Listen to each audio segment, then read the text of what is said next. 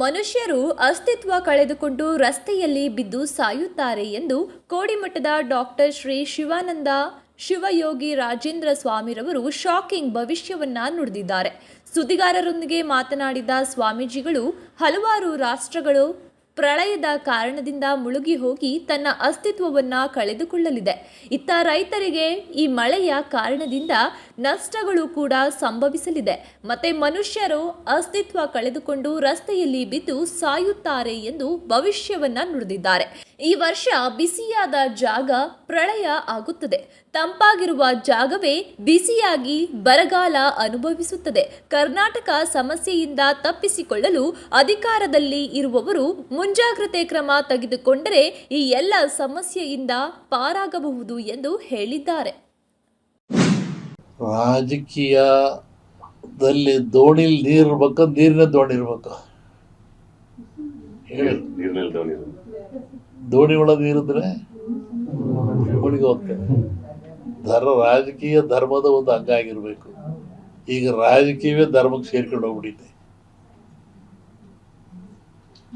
ರಾಜಕಾರಣ ಧರ್ಮವನ್ನು ಆಟಾಡಿಸ್ತಾ ಇದ್ದಾರೆ. ಹಿಂದೆ ರಾಜರು ಮಹಾರಾಜರ ಕಾಲದಲ್ಲಿ ಒಂದು ಕುರ್ಚಿ ಆಗ್ತಾ ಇದ್ರು, ಗುರು ಕೂತ್ಕೊಳ್ತಿದ್ದ. ಎಲ್ಲರೂ ಎಲ್ಲ ವಿಶ್ವಾಮಿತ್ರ ಆಗಲಿ, ವಶಿಷ್ಠ ಆಗಲಿ, ಎಲ್ಲ ರಾಜರ ಪಕ್ಕದಲ್ಲಿ ಒಂದು ಸೇರಿದ್ದೇ ಇರೋದು. ಅದು ಗುರು ಧರ್ಮ ಅಂತ. ಧರ್ಮ ಅನುಮತಿ ಪಡೆದು ರಾಜ್ಯಭಾರ ಮಾಡ್ತಿದ್ರು ಅವರು. ಹಿಂದಿನ ಚಕ್ರವರ್ತಿಗಳಿಗೆ ತಲೆ ಕಡೆ ಶಕ್ತಿ ಇತ್ತು. ಅವರು ಕಾಲ್ನಡಿಗೆಯಲ್ಲಿ ಆಶ್ರಮಕ್ಕೆ ಹೋಗಿ ಆ ಗುರುಗಳು ಬರೋರಿಗೆ ಕಾದು ಅವ್ರ ಆಶೀರ್ವಾದ ತಮ್ಮ ರಾಜ್ಯಭಾರ ಮಾಡಿದ್ರು. ಇವತ್ತು ಉಳ್ಕೊಂಡ್ರು.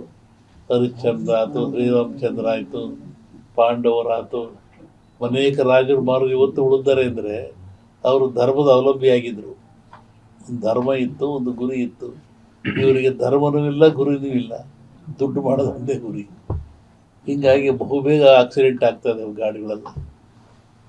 ಎಲ್ಲಿವರೆಗೂ ಮತಗಿಡುವಂಥ, ಮತದಾನ ಮಾಡುವಂಥವನು ಯಾವ ಅಪೇಕ್ಷೆ ಇಲ್ಲದೆ ಮತ ಮಾಡುತ್ತಾನೆ, ಅಲ್ಲಿಗೆ ಅವಾಗ ರಾಮರಾಜ್ಯ ಸಿಗುತ್ತೆ. ಯಾಕೆ ನೀವೇ ಪರ್ಚೇಸ್ ಒಳಗಾಗ್ಬಿಟ್ರೆ ಮುಗಿದೇ ಹೋಯ್ತಾರೆ.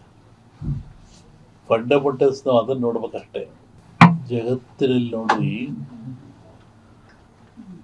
ಸಮಾಚಾರ, ವಿಚಾರ, ಪ್ರಚಾರ. ಬೆಳಗಾವಿ ಬಂದ್ವಿ, ನಮ್ಮ ತಿಪ್ಪೇಸ್ವಾಮಿ ಬಂದ್ವಿ, ಒಂದು ಸಮಾಚಾರ. ಸ್ವಾಮಿಗಳು, ಕೋಡಿಮಠ ಸ್ವಾಮಿಗಳು ಬಂದರು, ಅವರು ಶಿಷ್ಯರಾಗಿ ಬಂದರು, ನಾವಲ್ಲವ ಸಮಾಚಾರ. ಪ್ರಚಾರ, ನೀವು ಕೊಟ್ಟರೆ ಬಂದರು, ಪೂಜೆ ಮಾಡಿರು, ಹೋದ್ವಿ. ವಿಚಾರ, ಯಾಕೆ ಬಂದರು, ಏನು ಬಂದರು, ಏನು ವಿಚಾರ. ಇನ್ನೊಂದಿದೆ ಬಹಳ ದೊಡ್ಡದು, ಅಪಪ್ರಚಾರ. ಅದು ಕಡೆಗೆ ಬರ್ಬೇಕದು. ಅಳುಕು ಹೃದಯದವನಿಗೆ ಅಪಪ್ರಚಾರವೇ ಆಯುಧ.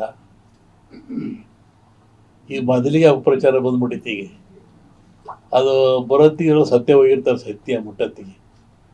ಹಾಗೆ ಎಲ್ಲಿವರೆಗೂ ಜನರಿಗೆ ನೈಜವಾದ ಜ್ಞಾನ ಮತ್ತು ಯಾವುದನ್ನು ಇನ್ನೊಂದು ಹೇಳ್ತಾ ಇರ್ತಾರೋ, ಈ ಬುದ್ಧಿವಂತರು ಮಾಡಿದಾರ ಪಾಪ ಆಡ್ದಾರ ಭಯ ಬಿಡೋ, ನೀನು ಯಾಕೆ ಮಾತಾಡ್ತೀಯ, ನಿನಗೆ ಬರುತ್ತೆ ಅಂತಾರೆ. ಹಂಗಲ್ಲದು. ಬುದ್ಧಿವಂತರು ಮಾಡಿರೋ ಸ್ಲೋಗನ್ ಅದು.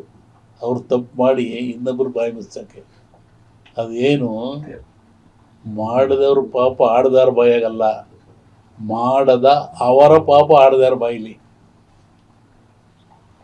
ನಾನು ತಪ್ಪು ಮಾಡಿ ನೀವು ಹೇಳಿದ್ರೆ ತಪ್ಪೇನಾಗಲ್ಲ, ನಾನು ತಪ್ಪು ಮಾಡೋದು ಹೇಳ್ತಿರಲ್ಲ, ಅದು ಅಪಪ್ರಚಾರ.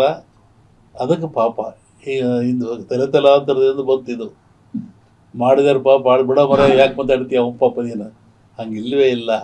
ಮಾಡದ ಅವರ ಪಾಪ ಆಡ್ದಾರ ಬಾಯಿಲಿ. ನೀವೇನೂ ತಪ್ಪು ಮಾಡದೆ ಅಪಪ್ರಚಾರ ಮಾಡಿದ ಪಾಪ ಬರುತ್ತೆ ಅವನಿಗೆ. ಇಂಥ ಬುದ್ಧಿಜೀವಿಗಳು ಇದಂತ ಹೇಳಿಬಿಟ್ಟು ಇದು ಜನಸಾಮಾನ್ಯ ಸುಮ್ಮನೆ ಮಾಡಿಬಿಡ್ತಾರೆ.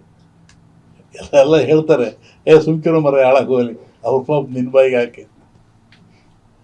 ರೋಗ ರುಜಿನಗಳು ಸ್ವಲ್ಪ ಜಾಸ್ತಿ ಆಗೋ ಲಕ್ಷಣ ಇದೆ ಇದರೊಳಗೆ.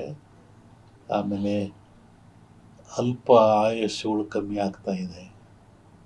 ಮಾನಸಿಕ ಸ್ಥೈರ್ಯ ಕಳ್ಕೊಳ್ತಾ ಇದ್ದಾನೆ, ಹೆಣ್ಣಾಗಲಿ ಗಂಡಾಗಲಿ ಕಳ್ಕೊಳ್ತಾ ಇದ್ದಾನೆ.